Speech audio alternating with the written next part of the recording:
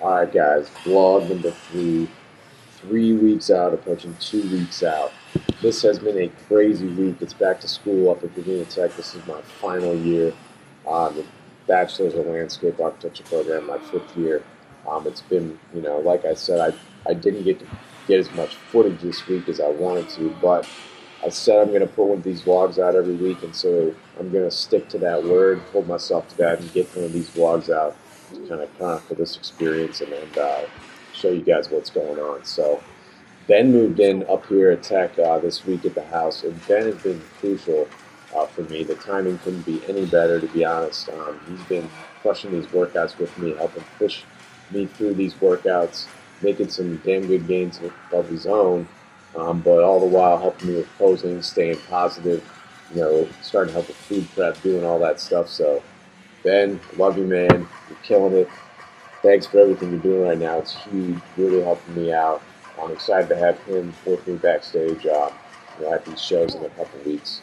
It's just really cool to have him here with me, killing it, and getting it done. So I get a lot of questions about food, and you know what? It's inevitably the most important thing when it comes to natural bodybuilding or changing your body composition in general. As you can see right here, everything's cooked in bulk. I prepare it all once, and then we go ahead and drop the meals in as needed. Now, I optimize 98, 99% of my foods, but I'm not afraid to eat fruit. I'm not afraid to eat a little bit of Fiber One cereal. I'm not afraid to eat those things, grapefruit you see there. I've been eating this stuff the whole prep, guys. I've dialed in pretty solid conditioning for my first go at it.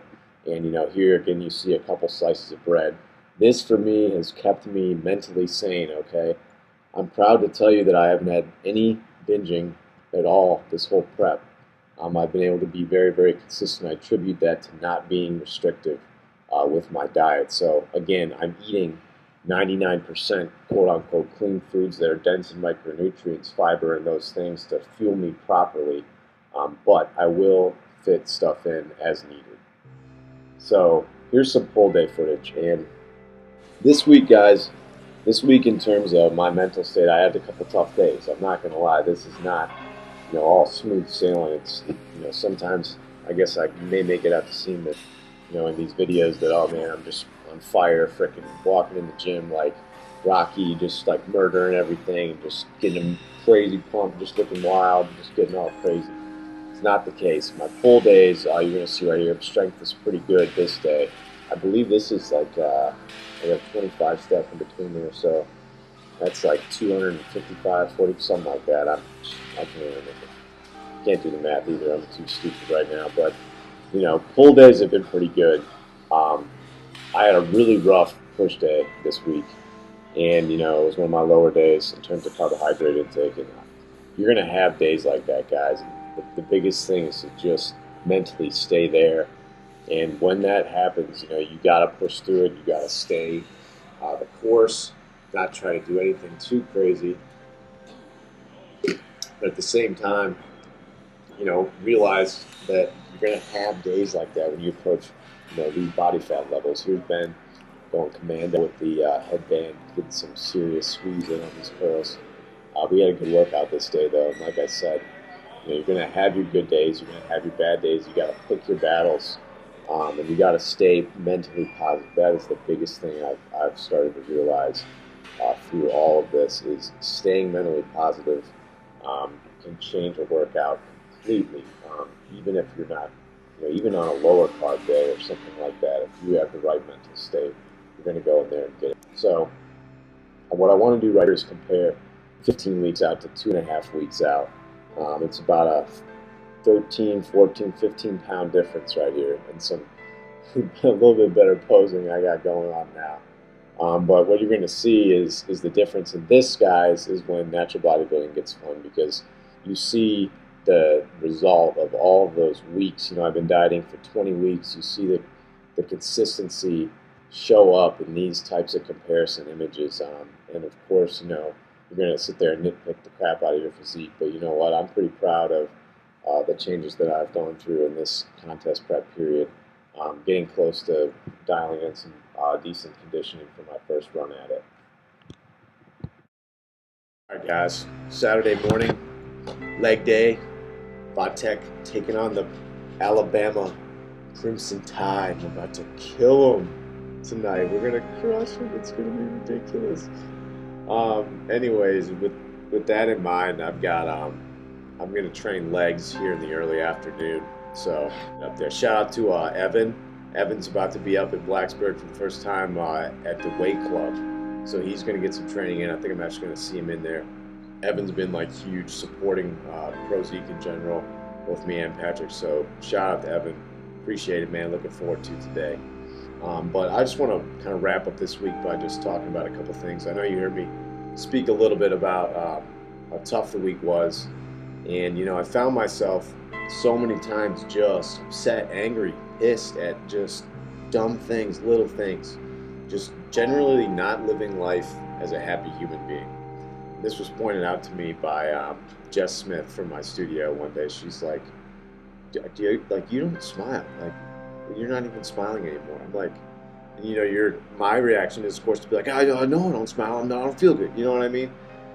And that is just tough to, when you get down and lay down at the end of the day, you're like, man, what the heck? Like, what's the deal with that?